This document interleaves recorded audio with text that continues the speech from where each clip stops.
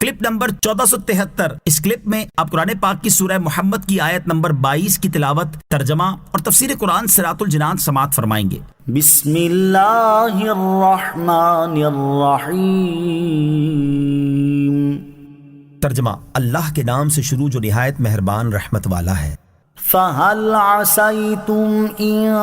تَوَلَّيْتُمْ أَن تُفْسِدُوا فِي الْأَرْضِ وَتُقَطِّعُوا أَرْحَامَكُمْ۔ ترجمہ، تو کیا تم اس بات کے قریب ہو کہ اگر تمہیں حکومت ملے تو زمین میں فساد پھیلاؤ اور اپنے رشتے کاٹ دو؟ فَهَلْ عَسَيْتُمْ، تو کیا تم اس بات کے قریب ہو؟ جب منافقوں کو یہ حکم دیا گیا کہ وہ مشرکین کے خلاف جہاد کریں تو انہوں نے جہاد میں شرکت نہ کرنے سے متعلق یہ عذر پیش کیا کہ ہم مشرکوں کے خلاف جہاد کیسے کریں، کیونکہ اس میں ایک خرابی یہ ہے کہ انسانوں کو قتل کرنا زمین میں فساد پھیلانا ہے، اور دوسری خرابی یہ ہے کہ عرب والے ہمارے رشتہ دار ہیں اور ہمارے قبیلوں سے تعلق رکھتے ہیں، تو ان سے جنگ کر کے انہیں قتل کرنا رشتہ داری کو توڑ دینا ہے، اور یہ کوئی اچھا کام نہیں ہے۔ ان کے رد میں اللہ تعالیٰ نے ارشاد فرمایا، اے منافقوں، تم سے یہ بعید نہیں کہ اگر تمہیں حکومت مل جائے تو تم اپنی مرضی کے خلاف کام کرنے والے کو قتل کر کے زمین میں فساد پھیلاؤ اور رشتہ داری توڑ دو۔ کیا دور جاہلیت میں تم آپس میں لڑائی نہیں کرتے تھے؟ اور کیا اس دوران ایک دوسرے کو قتل نہیں کرتے تھے؟ اور تم اپنی بیٹیوں کو زندہ دفن نہیں کرتے تھے؟ کیا تمہاری یہ لڑائیاں قتل اور بیٹیوں کو زندہ دفن کر دینے جیسا گھناؤنا فعل، زمین میں فساد پھیلانا اور رشتہ داری توڑ دینا نہیں تھا؟ تو اب تم کس منہ سے یہ کہتے ہو کہ جہاد کرنا زمین میں فساد پھیلانے اور رشتہ داری توڑ دینے جیسی خرابیوں کا حامل ہے؟ اور ان سب شواہد کے ہوتے ہوئے تمہارا جہاد میں شریک نہ ہونے کے لیے یہ عذر پیش کرنا کسی طرح بھی درست نہیں ہے۔ اسلامی جہاد رحمت ہے یا فساد؟ اس سے معلوم ہوا کہ منافقین اسلامی جہاد کو زمین میں فساد اور خرابیوں کا سبب سمجھتے تھے، اس لیے جہاد سے منہ موڑتے تھے، اور اللہ تعالیٰ نے منافقوں کا جو رد فرمایا اس سے معلوم ہوا کہ منافقوں کا اسلامی جہاد کے بارے میں یہ نظریہ غلط و باطل تھا، اور اس سے ان کا مقصد صرف جہاد میں جانے سے بچنا اور دوسروں کو جہاد میں شرکت سے روکنا تھا۔ فی زمانہ بھی اسلام کے دشمن اسلامی جہاد پر اسی طرح کے اعتراض کرتے ہیں، اور ان اعتراضات کے ذریعے لوگوں کے دلوں سے اسلام کی محبت اور اس سے قلبی تعلق ختم کر کے اس کے خلاف نفرت ڈالنے کی کوشش کرتے ہیں، اور مختلف واقعات کو بنیاد بنا کر لوگوں کے سامنے دین اسلام کو ایک ایسے دین کے طور پر پیش کرتے ہیں جس میں انسانیت پر بے انتہا ظلم و ستم کی تعلیم دی گئی ہے۔ اسی طرح اسلام دشمنوں کے افکار و نظریات اور ان کی تعلیمات سے مرعوب کچھ نام نہاد مسلمان بھی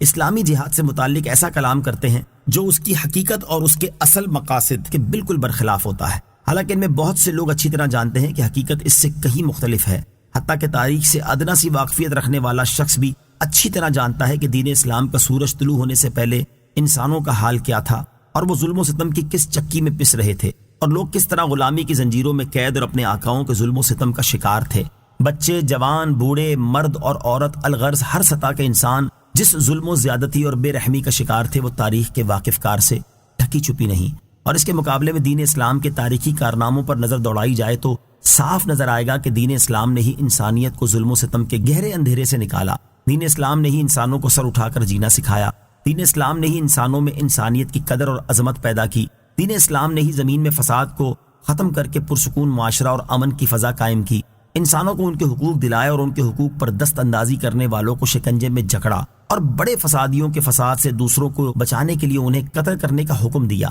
تاکہ ان کے ذریعے ہونے والے فساد سے دوسرے انسانوں کی حفاظت ہو اور یہ دوسروں کے لیے عبرت کا مقام بنے اور وہ فساد برپا کرنے سے باز رہیں۔ اسی تناظر میں اسلامی جہاد کو انصاف کی نظر سے دیکھا جائے اور اس کے بنیادی مقاصد پر سچے دل سے غور کیا جائے تو ہر عقل سلیم رکھنے والے شخص پر واضح ہو جائے گا کہ اسلامی جہاد سراپا رحمت ہے، کیونکہ اس کے ذریعے فساد کا خاتمہ ہوتا اور معاشرے میں امن و سکون قائم ہوتا ہے۔ اسلام کی نظر میں رشتہ داری کی اہمیت، آیت میں رشتہ داریاں توڑنے کے موضوع پر بھی کلام ہے، تو اس کے بارے میں اسلامی تعلیمات سماعت فرمائیں۔ چنانچہ قرآن مجید میں اللہ تعالیٰ ارشاد فرماتا ہے، یا ایہا الناس اتقوا ربکم الذی خلقکم من نفس واحدۃ وخلق منها زوجها وبث منہما رجالا کثیرا ونساء واتقوا اللہ الذی تساءلون به والارحام ان اللہ کان علیکم رقیبا۔ ترجمہ، اے لوگوں اپنے رب سے ڈرو جس نے تمہیں ایک جان سے پیدا کیا اور اسی میں سے اس کا جوڑا پیدا کیا، اور ان دونوں سے کثرت سے مرد و عورت پھیلا دیے، اور اللہ سے ڈرو جس کے نام پر ایک دوسرے سے مانگتے ہو، اور رشتوں کو توڑنے سے بچو، بے شک اللہ تم پر نگہبان ہے۔ اور ارشاد فرماتا ہے انما یتذکر اولو الالباب الذین یوفون بعہد اللہ ولا ینقضون المیثاق والذین یصلون ما امر اللہ به ان یوصل ویخشون ربهم ویخافون سوء الحساب۔ ترجمہ، صرف عقل والے ہی نصیحت مانتے ہیں، وہ جو اللہ کا عہد پورا کرتے ہیں اور معاہدے کو توڑتے نہیں، اور وہ جو اسے جوڑتے ہیں جس کے جوڑنے کا اللہ نے حکم دیا، اور اپنے رب سے ڈرتے ہیں اور برے حساب سے خوف زدہ ہیں۔ اور ارشاد فرماتا ہے والذین ينقضون عہد اللہ من بعد میثاقہ ویقطعون ما امر اللہ به ان یوصل ویفسدون فی الارض اولئک لهم اللعنۃ ولهم سوء الدار۔